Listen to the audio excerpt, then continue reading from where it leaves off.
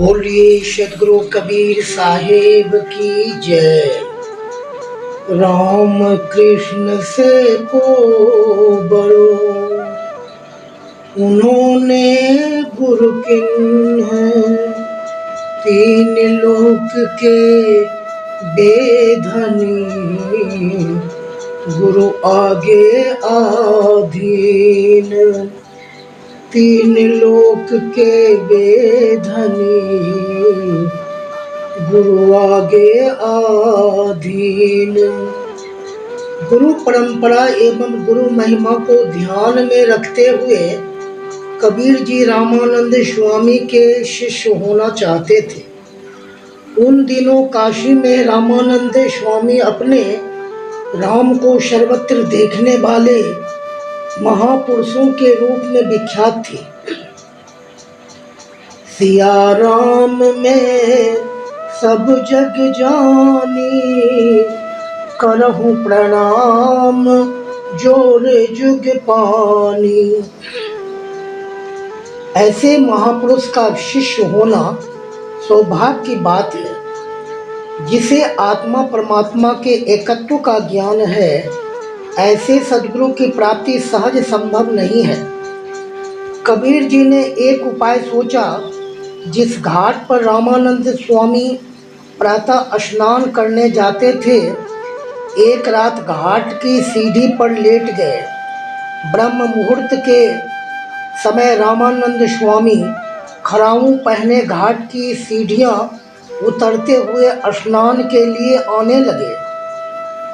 अंतिम सीढ़ी पर पहुंचे तो उनका चरण लेटे हुए कबीर जी की छाती पर जा पड़े और रामानंद स्वामी चौंक कर अरे राम राम राम कहने लगे। रामानंद स्वामी जैसे ही झुके, कहा जाता है गले की माला कबीर जी के गले में आ गई। कबीर जी को तो चरण स्पर्श भी हो गया था और रामानंद जी से राम नाम की दीक्षा मिल गई। जीवन में दीक्षा नहीं है तो मनुष्य पशु से भी बदतर है। शिक्षित आदमी के जीवन में दीक्षा की लगाम नहीं होगी तो वह भयानक हो जाएगा। जैसे शेर जंगल में जाता है तो बार बार मुड़कर देखता है कि पीछे से आकर मुझे कोई खा न जाए। भला शेर को कौन खा सकता है? उसी प्रकार मनुष्य केवल शिक्षित है पर दीक्षित नहीं है तो वह मन वचन व कर्म से हिंसा ही करेगा। कबीर जी को दीक्षा मिल गई। वे राम नाम जपने लगे। कबीर की वाणी सुनकर लोग आकर्षित हुए। एक दिन काशी के पंडितों ने उन्हें घेर लिया, कहा कि तू निगोरा है। कबीर ने कहा कि मैं निगोरा नहीं हूँ। पंडितों ने पूछा, अच्छा बता तेरा गुरु कौन है? कबीर बोले, मेरे गुरु स्वामी रामानंद जी हैं। पंडितों ने कहा कि तू झूठ बोलता है, तेरा पता भी नहीं है कि तू हिंदू है कि मुसलमान है। कबीर बोले, हिंदू कहो तो मैं नहीं, मुस्लिम कहो तो नाय, पांच तत्व के भीतर देवी खेले माय। कबीर की वाणी को वे लोग समझ नहीं पाए।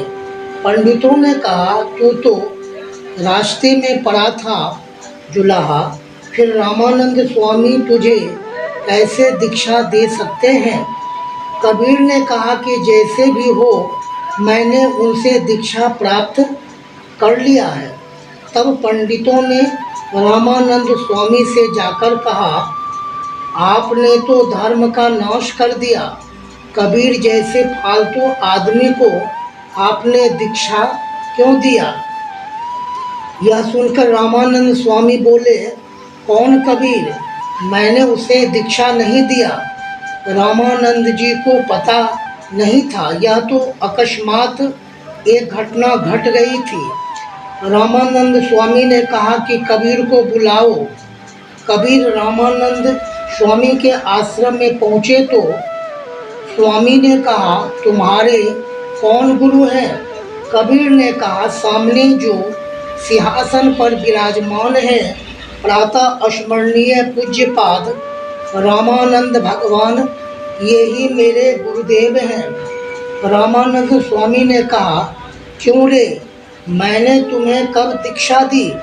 कबीर ने कहा, हाँ गुरुदेव, आप ही मेरे गुरु हैं। कहा जाता है रामानंद स्वामी कबीर को पास बुलाया और खड़ाऊं उठाकर सिर पर 3 बार मारा। कहा, राम राम राम, मुझे झूठा बनाता है? कब दी मैंने दीक्षा? कबीर बोले, गंगा किनारे दी थी। अगर वो झूठी है तो यह तो सच्ची है ना। अब तो हाथ से सिर पर खड़ाऊं पड़ रहा है और राम राम वचन मिल रहा है। यह सुनकर रामानंद स्वामी कबीर को गले से लगा लिया। आज से तू मेरा शिष्य है, मैं तेरा गुरु हूँ, ऐसा रामानंद स्वामी ने कहा। सुपात्र मिला तो कुपात्र को दान दिया न दिया, सुशिष्य मिला तो कुशिष्य को ज्ञान दिया न दिया। सूरज उदय हुआ तो और दिया, किया न किया, कहे कभी गंग सुन शाह अकबर। पूरन गुरु मिला तो औरों को नमस्कार किया न किया। बोलिए सद्गुरु कबीर साहेब की जय। साहेब बंदगी, साहेब बंदगी।